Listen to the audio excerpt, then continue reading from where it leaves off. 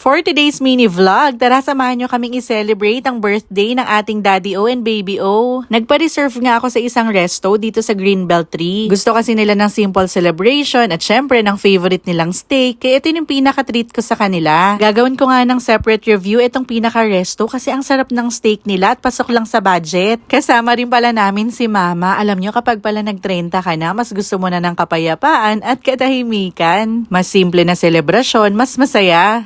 Happy birthday! Happy birthday! Yay! Ho-ho! And yes, magka-birthday si Daddy O at Baby O. Magkamukha na, magka-birthday pa ang daya. Ako nagdala for 9 months at wala man lang nakuha sa akin. 9 years old na pala ang ating little Miss O. Parang kailan lang. Ngayon may ina-idolize na. Favorite nga niya ang Enhypen. Ang saya niya nga sa regalo namin dahil hindi niya to ine-expect. I love you na. Talking about this last night. Hindi rin kasi